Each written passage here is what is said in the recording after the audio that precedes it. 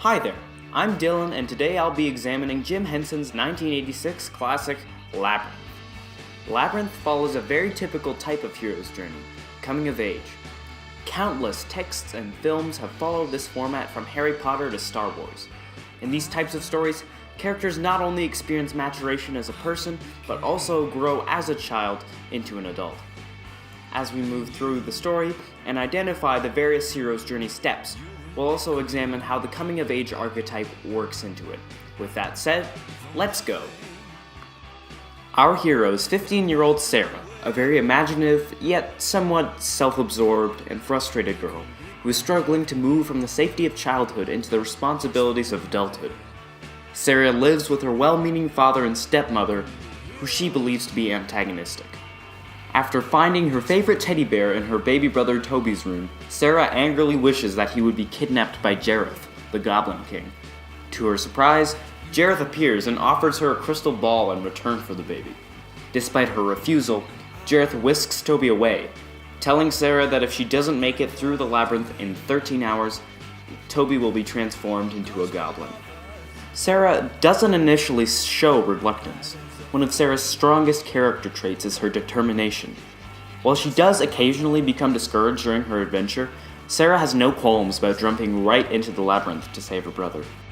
While looking for the entrance to the labyrinth, Sarah encounters Hoggle, a gnome-like creature who indicates the gate to her.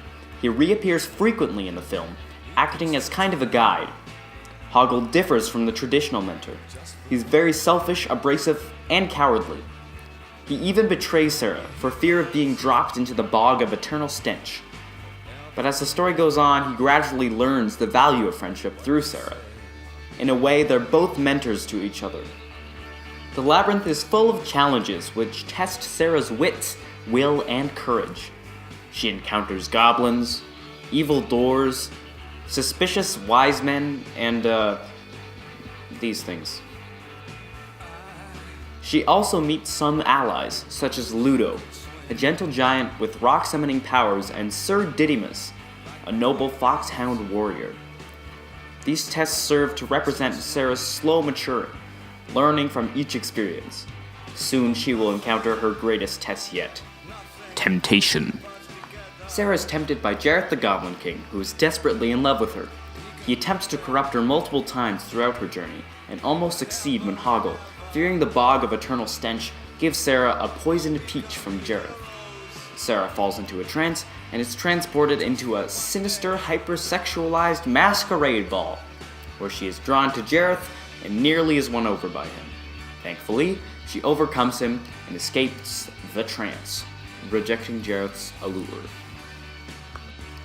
After escaping Jareth's trance, Sarah is dropped into a junkyard, remembering nothing about her adventure, where a hag with a mountain of garbage on her back approaches her and leads her into an exact replica of Sarah's room. Sarah is overjoyed to be back into safety with all of her toys and treasured items. The hag begins building a mountain of these toys onto Sarah's back, transforming her into a hag. When all seems lost, Sarah has a realization. Don't you like your toys? It's all junk. Well, what about this? This is not junk, eh? Yes, it is! I have to save Toby! This is perhaps the most crucial moment in the film. As her room crumbles and the hag retreats, Sarah's really overcoming her childlike selfishness and materialism to rescue Toby. After fighting her way through the Goblin City with the help of Hoggle, Ludo, and Didymus, Sarah confronts Jareth head-on. After chasing Toby through some Escher staircases while Jareth sings a spooky ballad, she is tempted one last time. Just fear me, love me, do as I say, and I will be your slave. Sarah's answer? You have no power over me. Sarah's overcome Jareth and won back Toby. Jareth, defeated right before the 13-hour mark, sends Sarah back home with Toby. She has now completed her journey into adulthood and done it in a positive way. While Labyrinth follows the hero's journey extremely closely, this step is slightly out of order. Sarah's not literally rescued from anything, but you could say that her friends rescue her from the total abandonment of childhood joy in one of my favorite movie endings ever. Goodbye, Sarah.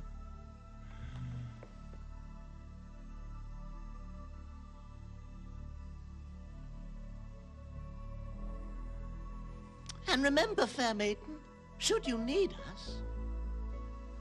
Yes, should you need us, for any reason at all. I need you, Huggle. You do? I don't know why, but every now and again in my life, for no reason at all, I need you. All of you. You do? Well, why didn't you say so?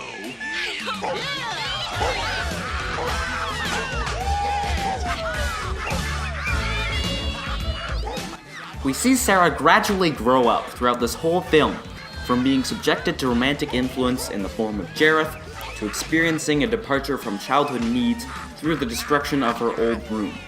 One of the things that make these stories so enduring is their relatability. We've all gone through what Sarah's gone through at some point. Our parents did too, and so will our kids. I've got a sneaking suspicion that Labyrinth will be just as appealing to them as it was to me.